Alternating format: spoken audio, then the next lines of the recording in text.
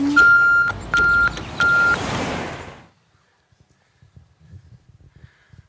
morning.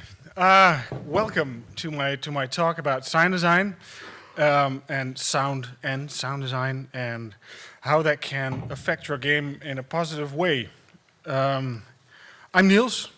I've been doing game audio for the last 10 years-ish, and some of my last work can be heard on Skyworld, which is a virtual reality game. And was a board game, real-time strategy, all that kinds of stuff.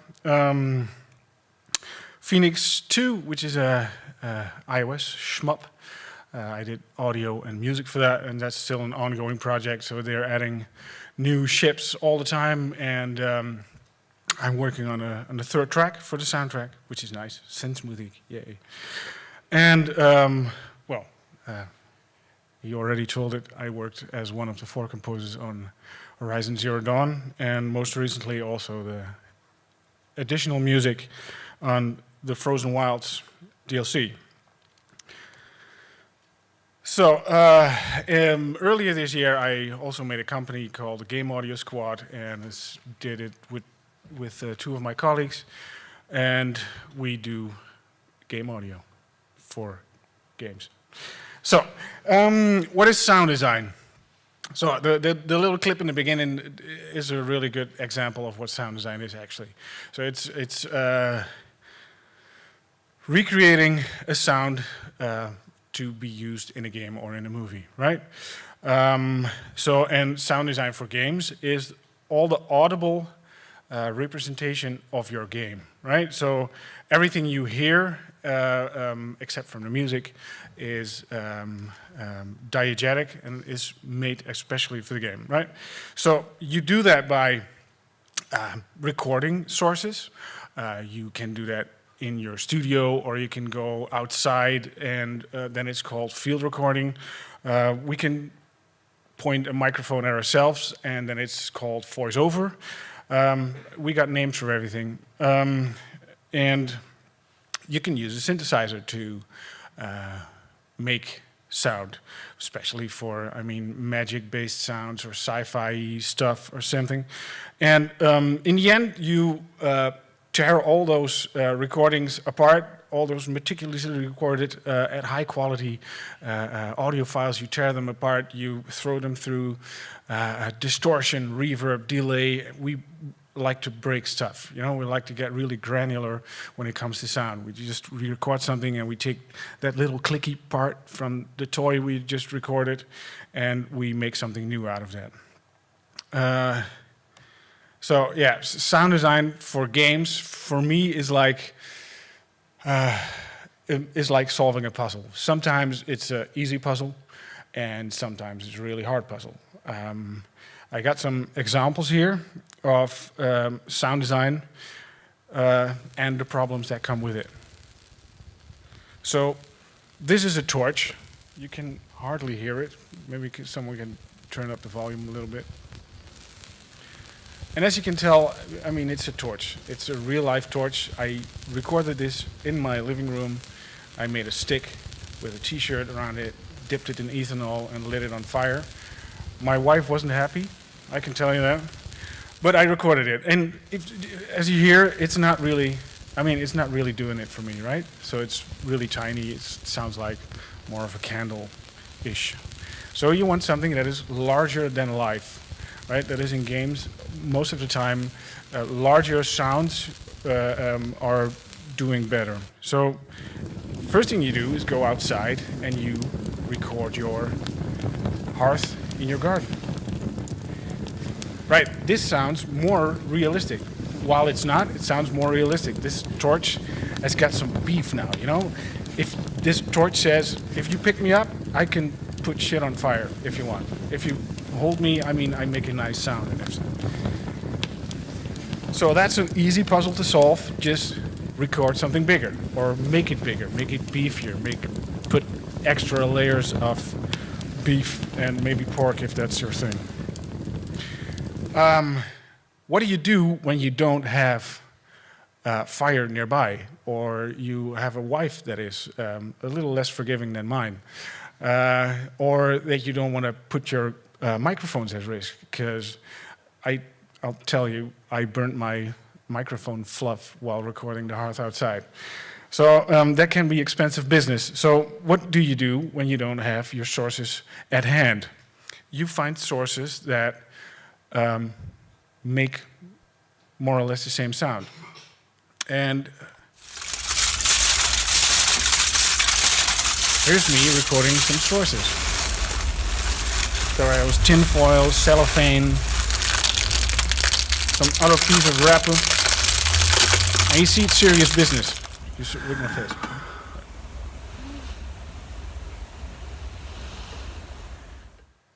Right. And in the end, I'll just use a little bit of reverb or something, a little bit of delay. I EQ some stuff, and in the end, it sounds like this. And that sounds realistic, I think. So, as a sound designer, you learn to listen differently to your environment. You hear stuff in things that other people don't necessarily hear. We learn how to dissect sound. We learn how to hear every single layer in a sound. I just mentioned the little clicky part in a toy. I have 2 3-year-old kids, and they have a lot of toys, and it's like sound design heaven for me. And I buy stuff for them, and I take it to the studio. So yeah. Also, when I'm watching television or watching a movie or something, I can get really excited because I have that library. This is spoiler territory. If you haven't seen Stranger Things, there is a monster in there, and that monster makes this. And I was like geeking out because I have that exact same library from a guy in New Zealand who recorded seals, you know? And I was like, oh man, yes. And my wife went like, come on, it's not that special. But yeah. You see, sound design for games goes beyond creating an asset, right? It goes beyond making that sound. It's thinking of all your parts that make up a sound, right? And that takes time. Everybody knows that the experience of your game, the audio is, let me say it differently, audio is about half the experience of your game. Well, let's be frank, it's 50% of your experience, game experience. Sadly, it's not the budget, 50% of the budget, because that would be nice, but that's not true. But some people, there are still people who forget that getting to that 50% of experience takes time to accomplish that. Takes time to come up with systems. It takes time to record the best sources for your game. So we sometimes still deal with projects that we are called in at the very last moment and have to, do 100 and 200 sounds in 2 months and implement it as well, or throw it over the wall as we speak, and we don't have any control over it anymore. That's like, getting a generic sound from, for example, I don't know, the asset store in Unity or freesound.org and just whipping it into your game. You can do that, of course. Sound designers also take stuff from freesound.org, but they don't. It's not just drag and drop into your game. There's stuff to be done with that. A nice example of just dragging and dropping a sound into a game is the following. I did my best to really get a good sound and cut it up to be the exact length of the animation.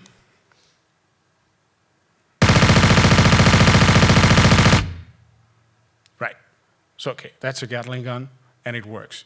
But if you take some time to custom make it, you get a lot more stuff, right? So how that works is this is how, for example, a project looks like for this sound. So the upper part is the gun Coming out of the backpack thingy and going back in, you see a lot of sounds, and those are used for variation. So in middleware, you put them in one container, and the container just randomly chooses one of those 2 or 3 variations. The next part is the machine part, which, I mean, it's a machine. Things turn, things make noise. And the bottom part is all the gun shots. In middleware, that looks a little bit like this.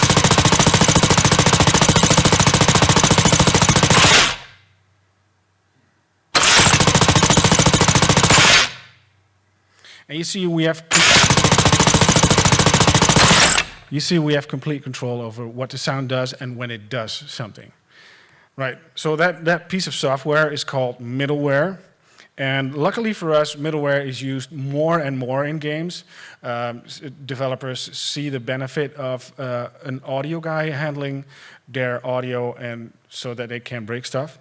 There is a misconception, though, about what the costs are for middleware, but a lot has changed in the last couple of years. So, for example, Fmod is free to use if you have a production budget which doesn't go over $500,000, and that's significant, I think. So, you'd be in a good spot, right? So, but getting audio in and doing something creative with it, besides just making the assets, it's important to get an audio person in at the beginning of your cycle. Even if it's just a talk to a person, just bounce ideas off, you get better results if you get a person in at the right time. Some examples of games that give us time to do this is Trifox. Trifox is one game we are working on with the Game Audio Squad. It's produced by a Belgian studio. And during our first meeting, these guys told us we had 2 years, 2 whole freaking years to make the audio and the music. So you can imagine I cried a little, and when I stopped hugging the man, we immediately started thinking about what kind of cool stuff we can all do, you know? What kind of music systems we could build. For example, we asked them to. It's a small part of the game, right? So you walk from a beach to a big stone door, and you have to pull the lever, and the door falls down, and then your game starts, sort of. And we wanted to have the game wait until the music is done, right? So, or at least a few seconds, so that we could have a nice transition, and also that the music, which was timed to the door falling down, could make a bigger impact. Well, all kinds of stuff like that. Another example is Tannenberg, which is well, the successor to Verdun, I think. It's not called a DLC, it's a separate game. It's in early access at the moment, and we are doing the complete redesign of all the audio for that. Here we also have time, because we're still working on it, and we needed it to clean up our screw-ups.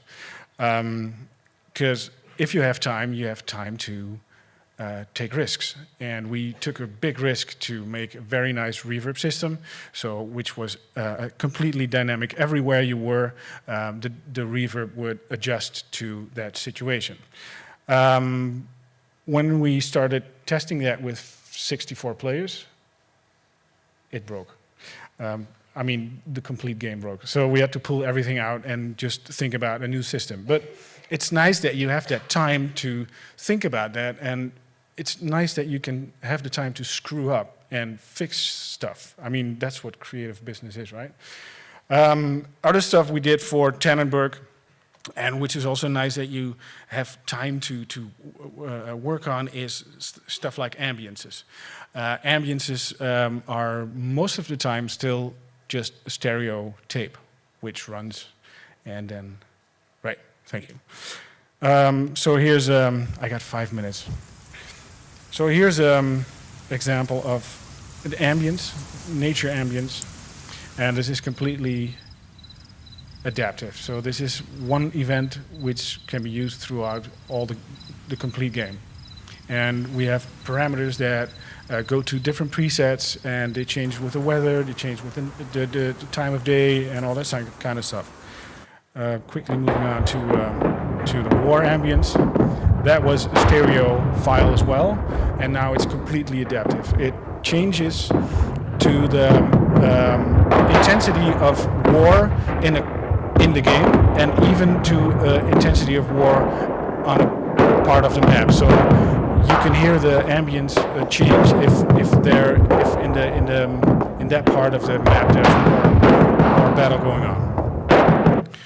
So yeah, money-wise, I'm not telling you to get a sound designer in full-time. I mean, if you're a big studio, then by all means. But if you're an indie studio, don't do that. But think about audio early. Get someone in. Try to find someone that fits your needs and also fits the team. Bounce ideas off each other. I mean, you know, because an audio person can also inspire the game from their side, you know, and things start blooming. And in the end, I mean, if you take time to do that, you have more time, more tech support for the audio, and in the end, just better sounding game, I think. But that's true. So thank you for your time.